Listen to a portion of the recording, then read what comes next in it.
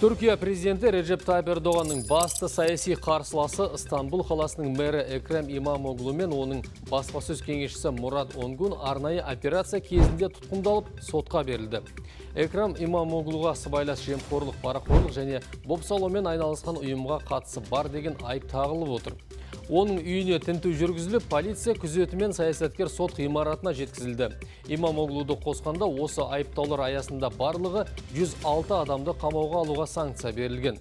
Сондай-ақ осы аптада Стамбул университеті Имамоглудың дипломының заңсыз екенін анықтап, оны қайтарып алды. Оған себеп ретінде саясаткердің 1990 жылы Солтүстік Кипр университетінен Стамбул университетіне заңсыз ауыстырылғаны көрсетілген. Түркия заңы бойынша президенттік сайлауға түсу үшін жоғары білім қажет. Сондықтан бұл шешім Имамоглуды сайлауға қатысу құқығынан айырады. Стамбул мэрі оппозициялық республикалық халық партиясы өткізген ішкі сайлауда президенттікке жалғыз кандидат болып сайланған.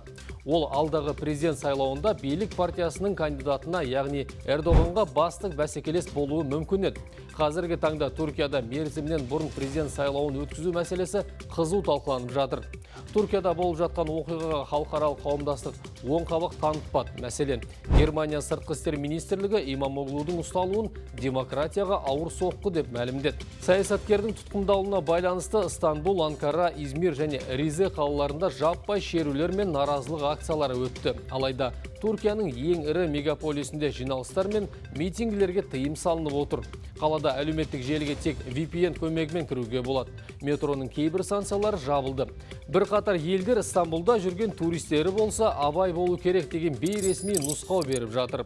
Қалада кептеліс болуы ықтимал және әуежайға алдын ала барған жөн деп ескертуде.